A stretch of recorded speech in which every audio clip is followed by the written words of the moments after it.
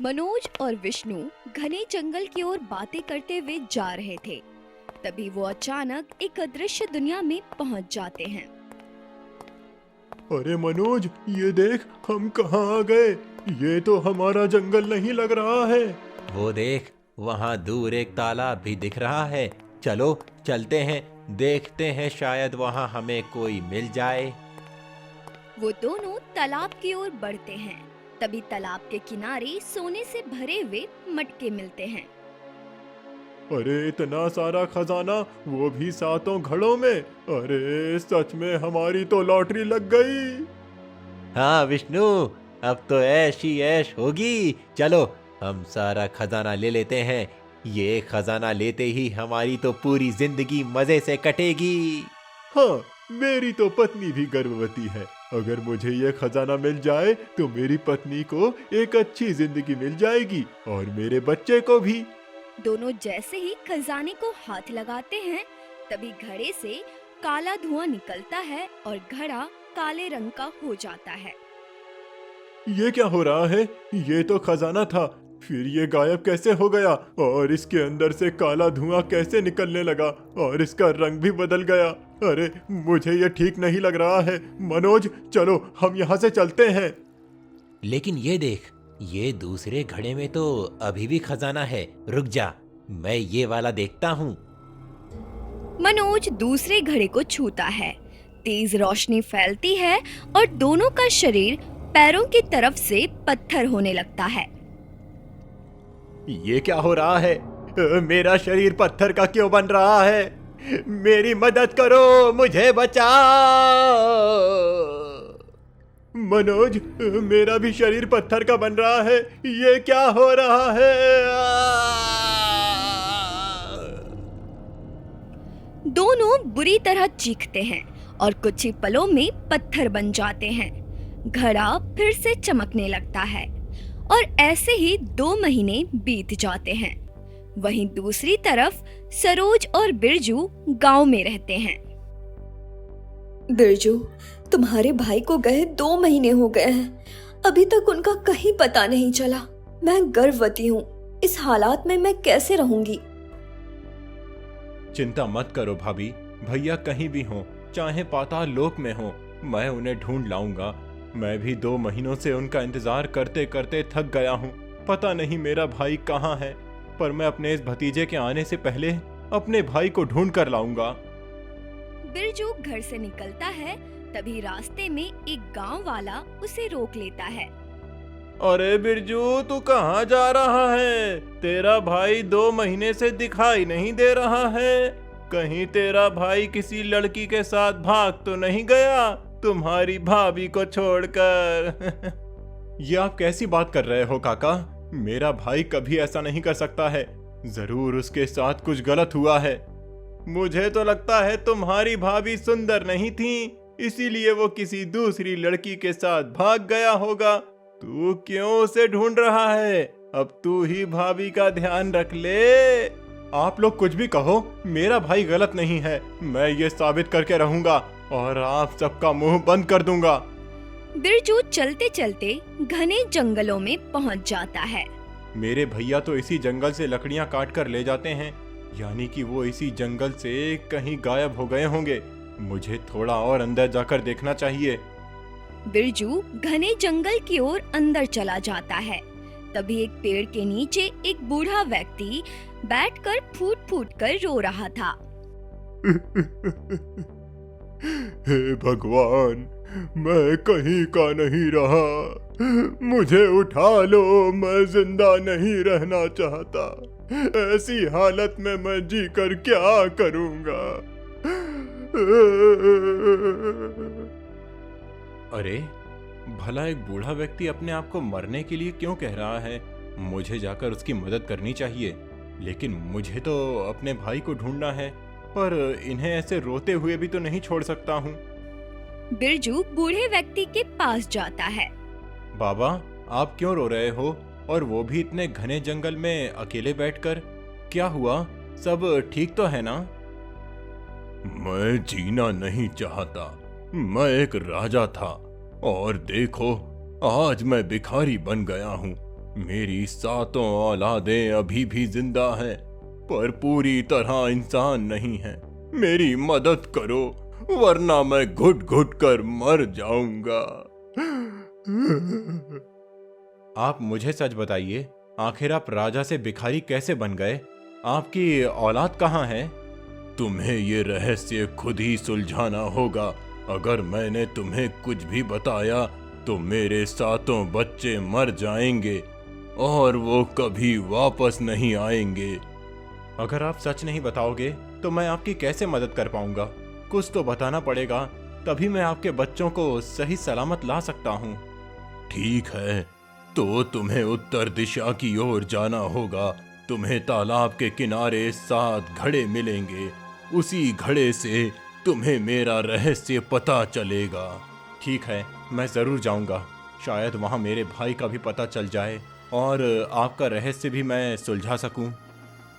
बिरजू वहाँ से निकल पड़ता है और चलते चलते वो अदृश्य दुनिया में चला जाता है और तालाब के किनारे पहुँच जाता है।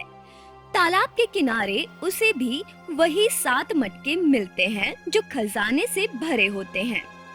अरे, ये तो 7 घड़े हैं और वो भी सोने से भरे हुए हैं। ये खजाना ले लेता हूँ, इससे मैं भाभी को एक अच्छी जिंदगी दे सकता हूँ और फिर मेरी सारी गरीबी भी मिट जाएगी। हाँ, मैं ये सारा खजाना ले लेता हूँ। बिरजू 4 कदम आगे बढ़ता है, फिर रुक जाता है। नहीं, मैं ये क्या कर रहा हूँ? अगर मैंने ये खजाना ले लिया तो मैं अपने भाई को कभी नहीं ढूंढ पाऊंगा और ना ही मैं राजा का रहस्य सुलझा पाऊंगा। मुझे ये खजाना नहीं लेना चाहिए। उतने में ही खजाने से एक रहस्यमयी आवाज आती है।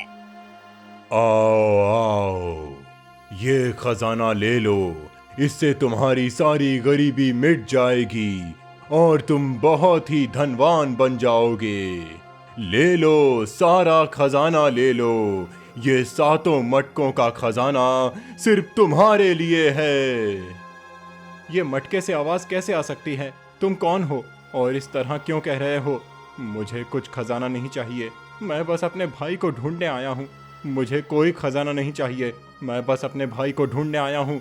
तुम मुझे बस राजा का सच बताओ और मेरा भाई कहाँ है? तुमने मेरी बात ठुकरा दी है। ये खजाना लेने से तुम्हारी किस्मत बदल जाएगी। ले लो, ऐसा मौका बार बार नहीं आता है। कुछ भी हो जाए, पर मुझे यह खजाना नहीं चाहिए। इतने में ही घड़े से काला धुआं बाहर निकलता है और बिरजू को घेर लेता है। नहीं, ये क्या हो रहा है? तुम कौन हो? छोड़ो, छोड़ो मुझे जाने दो। नहीं नहीं, ऐसा मत करो।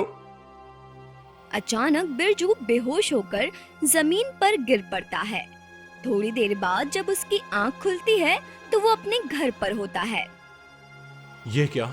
मैं तो अदृश्य दुनिया में तालाब के किनारे था और मैं यहाँ घर कैसे आ गया? ये क्या हो रहा है? उतने में ही बूढ़ा राजा भी वहाँ पहुँच जाता है। तुम बच गए।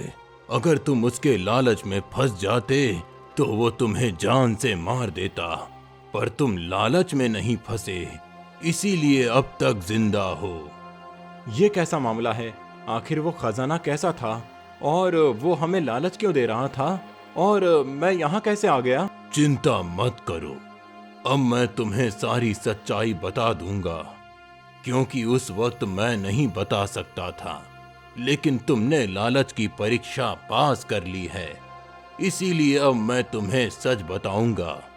ये बात करीब 6 महीने पहले की है। रानी, हमारे 7 बेटे और हमारी राजकुमारी नंदिनी अब बड़े हो गए हैं। मैं सोच रहा हूँ कि पहले हम अपनी राजकुमारी का एक बहुत ही सुंदर राजकुमार से विवाह कर देते हैं, फिर हम अपने 7 राजकुमारों के बारे में सोचेंगे। ये तो आप बहुत अच्छी बात कह रहे हैं महाराज। मैं भी यही सोच रही थी कि मेरी राजकुमारी इतनी बड़ी हो गई है और इतनी खूबसूरत भी है। मैं सोच रही थी नंदिनी के विवाह की घोषणा हम पूरे राज दरबार में कर देते हैं। जो सबसे योग्य वर होगा वही हमारी बेटी नंदिनी का पति बनेगा। ठीक है, मैं आज ही दरबार में जाकर नंदिनी के विवाह की घोषणा कर देता हूँ। वहीं दूसरी तरफ एक अदृश्य दुनिया में राहु काल बैठा मन में सोच रहा था। राजा की बेटी नंदिनी बहुत ही खूबसूरत है और बहुत ही पवित्र आत्मा। अगर मैं उसे अपनी दुनिया में ले आता हूँ और उसकी आत्मा को अगर मैं खा जाऊँ तो मैं सर्वशक्तिशाली बन जाऊंगा, क्योंकि उतनी पवित्र आत्मा तो मुझे कहीं नहीं मिलेगी। फिर राहु काल अपने अदृश्य दुनिया से निकल पड़ता है और वहीं दूसरी तरफ राज दरबार में पहुंच जाता है। सुनो सभी, ध्यान से सुनो। हमारी राजकुमारी नंदिनी इतनी खूबसूरत है, इसीलिए मैं चाहता हूँ कि तुम सब एक बहुत ही खूबसूरत राजकुमार को ढूंढो, जो सुंदर होने के साथ साथ योद्धा भी होना चाहिए। पिताजी, आप चिंता मत करिए, हम अपनी बहन के लिए ऐसा राजकुमार ढूंढेंगे जिसकी खूबसूरती बिल्कुल हमारी बहन जितनी होगी और हमारी बहन भी उसे खुशी खुशी अपना पति स्वीकार कर लेगी। अचानक राहु काल दरबार में प्रकट होता है और जादू से सबको पत्थर बना देता है। अब तुम सब कुछ क्षण के लिए ऐसे ही पत्थर की मूर्ति बने रहोगे जब तक मैं राजकुमारी नंदिनी को अपनी दुनिया में नहीं ले जाता हूँ। लेकिन राजकुमारी नंदिनी कहीं दिखाई क्यों नहीं दे रही हैं? शायद वो अपने कक्ष में होंगी, मुझे वहां जाकर देखना चाहिए। राहु काल राजकुमारी के कक्ष में पहुंच जाता है, जहां वो पत्थर बनी बैठी होती है। राजकुमारी तो पत्थर की मूर्ति बनकर भी कितनी खूबसूरत लग रही है। बस मुझे इसे अपनी दुनिया में ले जाना है। वो राजकुमारी को उठाकर ले जाता है और कुछ ही क्षण बाद सब फिर से इंसान बन जाते हैं। ये क्या हो गया था? ऐसा लग रहा था जैसे किसी ने हम लोगों को पत्थर की मूर्ति बना दिया हो। पिताजी, हाँ, मुझे भी ऐसा ही लग रहा था, पर ऐसा कैसे हो सकता है? तभी रानी दौड़ते हुए आती है। महाराज, महाराज, राजकुमारी अपने कमरे में नहीं है, वो कहीं दिखाई नहीं दे रही। क्या हो गया? राजकुमारी देखो, यहीं कहीं होंगी। मैंने राजकुमारी को सब जगह ढूंढ लिया है, लेकिन वो कहीं भी दिखाई नहीं दे रही। किसकी इतनी हिम्मत हो गई जिसने मेरी बहन को अगवा किया? मैं उसे छोड़ूंगा नहीं। भैया चलो, हम अपनी बहन को ढूंढ कर लाते हैं। मैं अपनी बहन को कुछ नहीं होने दूंगा। मुझे तुम सातों भाइयों पर पूरा यकीन है कि तुम हमारी राजकुमारी को सही सलामत ढूंढ कर ले आओगे। लेकिन नंदिनी की किसी से क्या दुश्मनी हो सकती है? रानी, तुम्हें नहीं पता, उसके जन्म होते ही साधु महाराज ने कहा था कि हमारी बेटी के पास अद्भुत शक्तियां हैं। शायद उसी के कारण किसी ने हमारी बेटी पर बुरी नजर डाली है, लेकिन वो भूल गया कि उसके 7 भाई हैं जो उसे पाताल लोक से भी ढूंढ कर ले आएंगे। हाँ पिताजी, अब यही बात मैं उन सबको याद दिलाऊंगा कि उनकी हिम्मत कैसे हुई मेरी बहन को ले जाने की। अब हम चलते हैं। फिर सातों भाई राज दरबार से निकल पड़ते हैं और चलते चलते कहते हैं, हम लोग तो सातों राज दरबार से निकल पड़े हैं, लेकिन हमें ये भी नहीं पता हम कहाँ जा रहे हैं और हमारी बहन कहाँ है। हाँ भैया, मुझे भी कुछ नहीं पता कि हमारी बहन कहाँ है। हम ऐसे ही भटकते रहेंगे तो हमें कुछ पता नहीं चलेगा और कहीं उसे कुछ नुकसान ना हो जाए। रुको, हमें ये पता करने के लिए किसी साधु महाराज के पास जाना होगा, वो हमें सारी सच्चाई बता देंगे। ठीक है भैया, चलो चलते हैं। सातों भाई आगे बढ़ते हैं और साधु महात्मा के पास पहुंच जाते हैं। आओ आओ राजकुमारों, तुम्हें इस तरह मेरे पास आने की क्या आवश्यकता पड़ गई? प्रणाम साधु महाराज, हम आजमगढ़ राज्य के सातों राजकुमार हैं। हमारी बहन नंदिनी कहीं दिखाई नहीं दे रही, पता नहीं कहाँ गायब हो गई है। हम उसे ढूंढने ही निकले हैं, आप बस उसका कोई पता बता दीजिए। हाँ साधु महाराज, हम उसे ढूंढ रहे हैं, पर हमें मालूम ही नहीं है कि वो कहाँ है। तुम्हारी बहन वो अब इस दुनिया में नहीं है, उसे दूसरी अदृश्य दुनिया का राहु काल उठाकर ले गया है। वो तुम्हारी बहन को हमेशा के लिए पाना चाहता है, उसकी आत्मा को खाकर वो अमर बनना चाहता है और तुम सातों भाई वहां जा नहीं सकते तुम्हारी जान को बड़ा खतरा है। साधु महाराज, हम सातों भाइयों की वो एक लौती बहन है। चाहे हमें अपनी जान ही क्यों ना देनी पड़े, पर हम अपनी बहन को लेकर ही लौटेंगे। ठीक है, तो तुम यहाँ से सीधे उत्तर दिशा की ओर चले जाओ। वहाँ से तुम अदृश्य दुनिया में पहुँच जाओगे। लेकिन ध्यान रखना, राहु काल बहुत ताकतवर है। जाओ, अपना ध्यान रखना। फिर सातों भाई बिना एक शब्द कहे उत्तर दिशा की ओर निकल जाते हैं। कुछ देर बाद वो सभी अदृश्य दुनिया में पहुंच जाते हैं। अरे, हम सच में अदृश्य दुनिया में आ गए।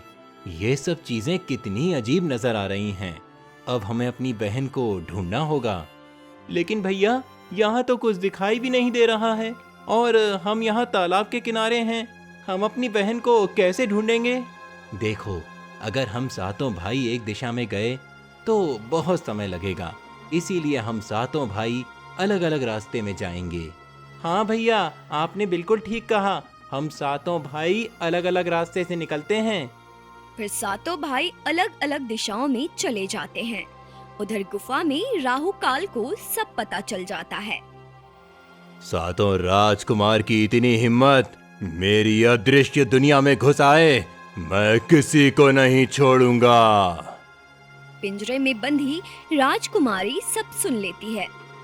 हे भगवान, मेरे भाइयों को बचा लो।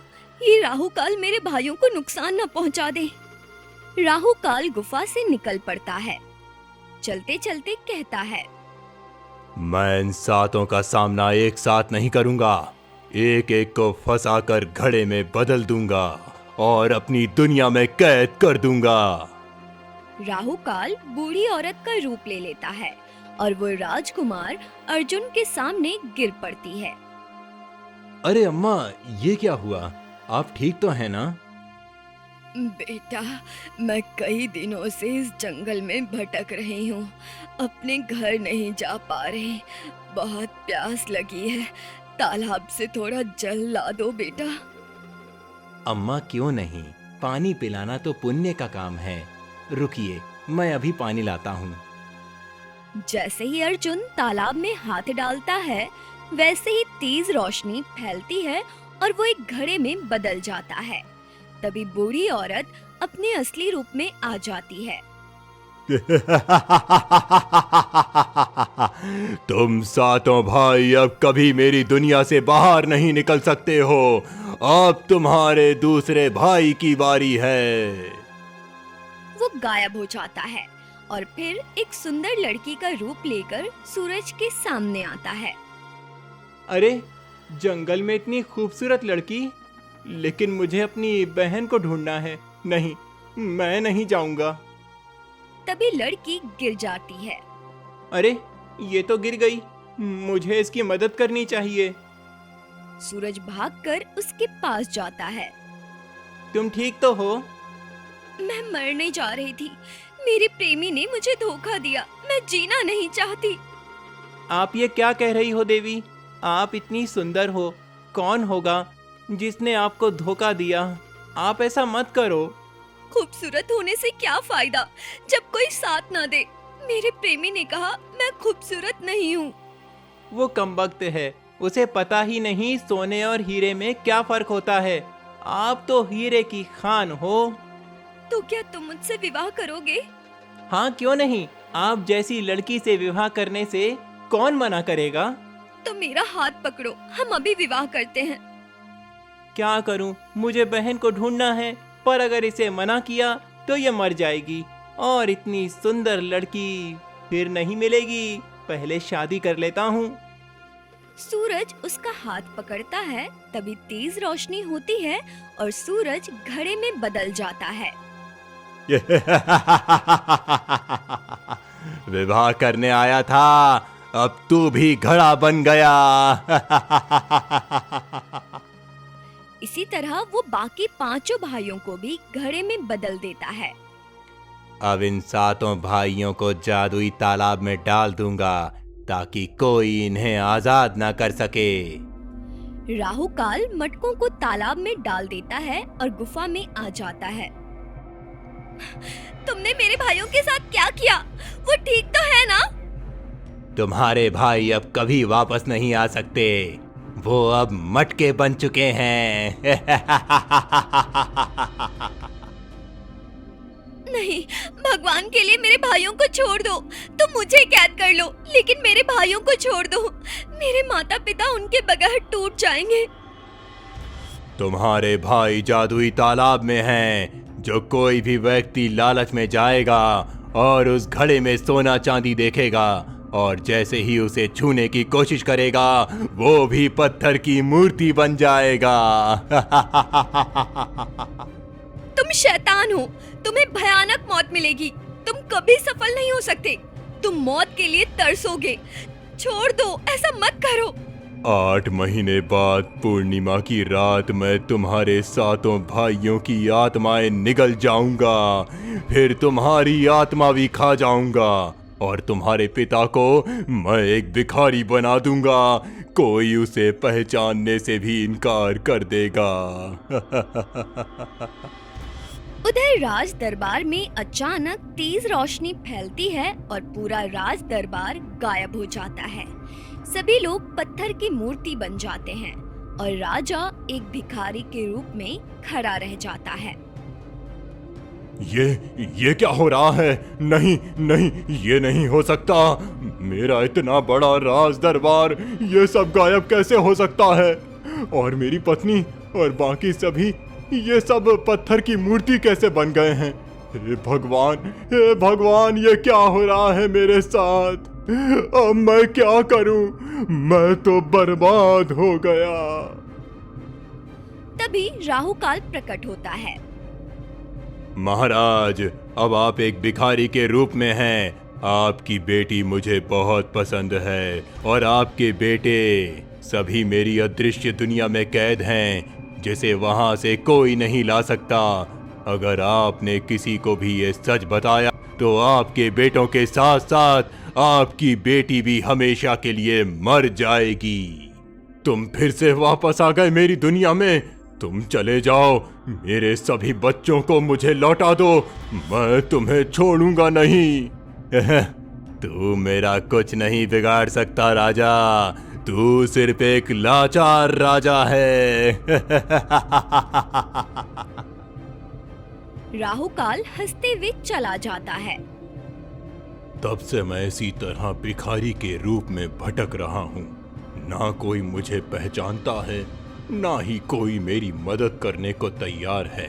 मैं एक लाचार पिता हूँ जो अपने 8 बच्चों को अदृश्य दुनिया में कैद होने के बावजूद भी बचा नहीं सकता, और ना ही अपने राज दरबार को, और ना ही अपनी पत्थर बनी पत्नी को। मैं ये सब सोच सोच कर अंदर ही अंदर घुटता रहता हूँ। ये तो बहुत बुरा किया राहु काल ने आपके 8 बच्चों के साथ। तुम्हें उसका सामना करना होगा। तुम मेरे 8 बच्चों को वापस ले आओ। अब उनकी पूरी जिंदगी तुम्हारे हाथों में है। ठीक है, मैं जरूर जाऊंगा।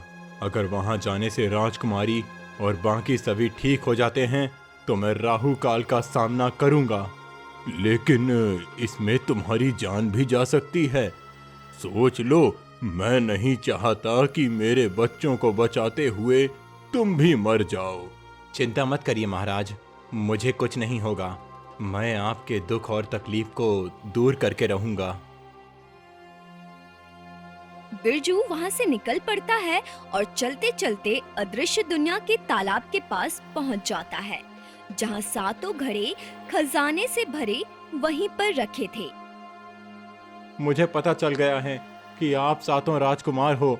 मुझे आप सबको आजाद करना है। बताओ, मैं कैसे आप सबको आजाद कर सकता हूँ? पहले घड़े से आवाज आती है। लड़के, तुम चले जाओ। तुम हमें यहाँ से आजाद नहीं कर सकते। अगर तुमने हमें आजाद किया तो तुम्हारी भी जान चली जाएगी। कुछ भी हो जाए, पर मैं आप सबको आजाद करके रहूंगा। महाराज की तकलीफ देखकर मेरे रोंगटे खड़े हो गए हैं। मैं आपको ठीक करना चाहता हूँ। बताओ, मुझे क्या करना होगा? तभी दूसरे घड़े से आवाज आती है। तुम हम सातों भाइयों को इस रूप से आजाद कर सकते हो। उसके लिए तुम्हें पहले मेरी बहन को आजाद करना होगा, जिसे राहु काल ने अपनी गुफा में पिंजरे में कैद करके रखा है। अगर तुमने हमारी बहन को आजाद कर दिया तभी हमारा जादू टूटेगा और हम इंसानी रूप में आ जाएंगे। पर वो गुफा कहाँ है?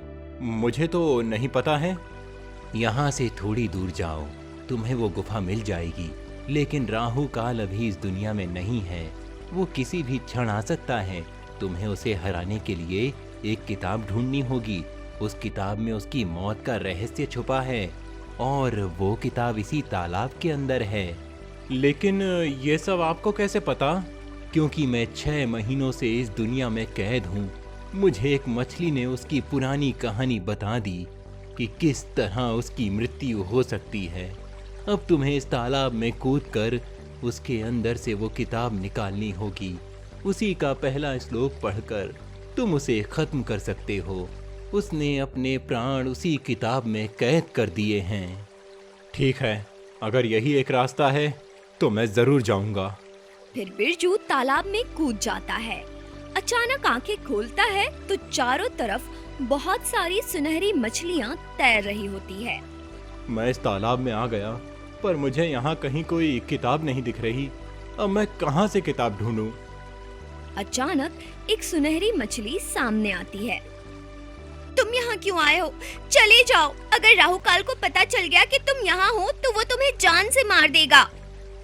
नहीं, मैं वापस नहीं जाऊंगा। मुझे वो किताब चाहिए जिससे मैं उसके जादू को खत्म कर सकूं और सभी को उसकी कैद से आजाद कर सकूं। अगर तुम्हें राहु काल को खत्म करना है तो तुम्हें वो किताब हासिल करनी होगी। वो यहाँ से थोड़ा आगे एक सुनहरे फूल में कैद है और तुम्हें उस फूल से किताब निकालनी होगी। ये बहुत मुश्किल है। तुम कौन हो और इतना सब कैसे जानती हो? मैं कोई साधारण मछली नहीं हूँ, मैं एक परी हूँ। राहु काल ने मुझे एक मछली बनाकर इस तालाब में कैद कर दिया है ताकि मैं उसकी बातें किसी को ना बता सकूं। तुम्हारा बहुत बहुत धन्यवाद। ठीक है, मैं वो किताब ढूंढ कर लाता हूँ। बिरजू आगे बढ़ता है जहाँ एक बहुत बड़ा काला फूल खिला होता है। अरे, इतना बड़ा काला फूल मैंने कभी नहीं देखा था। मुझे किसी तरह इस फूल के अंदर से एक किताब निकालनी होगी, लेकिन कैसे निकालूं? तभी फूल से एक लड़की की आवाज आती है। अगर तुम इस किताब को हासिल करना चाहते हो तो मेरे एक प्रश्न का जवाब दो। अगर तुम सही जवाब दे दोगे तो मैं ये किताब तुम्हें दे दूंगी। तुम कौन हो और बोल कैसे सकते हो? मैं इस किताब का रक्षक हूँ। जो कोई भी मेरे प्रश्न का जवाब दे देगा मैं उसे ये किताब दे दूंगी। ठीक है, पूछो, मैं जवाब देने के लिए तैयार हूँ। सुनो, दुनिया की सबसे खतरनाक चीज क्या है जो दिखाई नहीं देती लेकिन इंसान को जिंदा रहते हुए भी अंदर से मार देती है? बता उस चीज का नाम क्या है? दुनिया की सबसे खतरनाक चीज है डर, क्योंकि डर नजर नहीं आता लेकिन ये इंसान को भीतर से खा जाता है और जीते जी उसे खत्म कर देता है। तुमने बिल्कुल सही जवाब दिया है। अब इस किताब का हकदार तुम हो। तभी तेज रोशनी फैलती है, किताब बिरजू के हाथ में आ जाती है और वो गुफा के सामने पहुंच जाता है। अरे, मुझे तो यकीन नहीं हो रहा।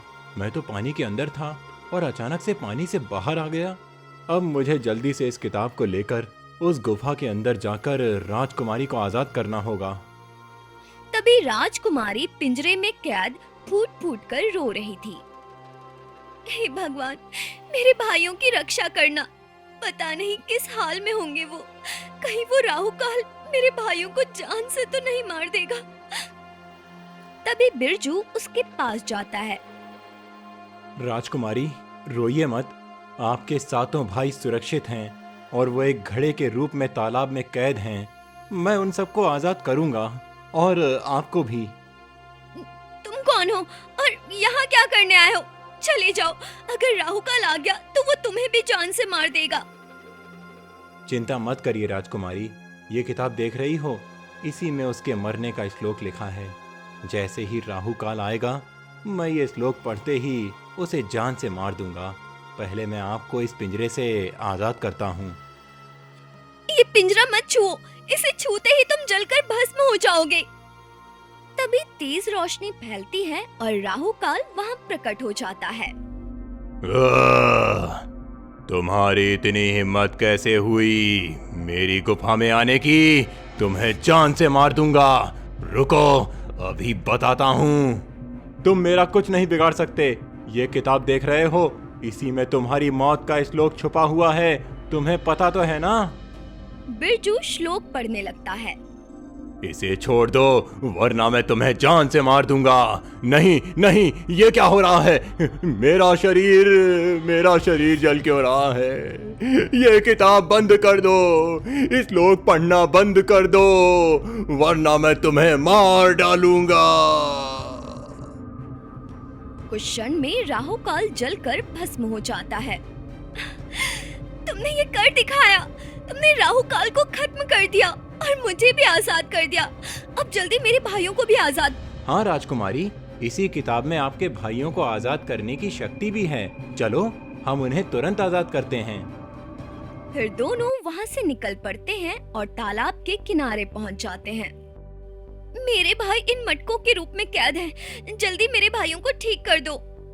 रुकिए राजकुमारी, कुछ ही क्षण में मैं आपके भाइयों को ठीक कर देता हूँ। फिर बिरजू श्लोक पढ़ने लगता है और कुछ ही क्षणों में सातों मटकों में तेज रोशनी होती है और सातों राजकुमार इंसानी रूप में तालाब के किनारे खड़े हो जाते हैं।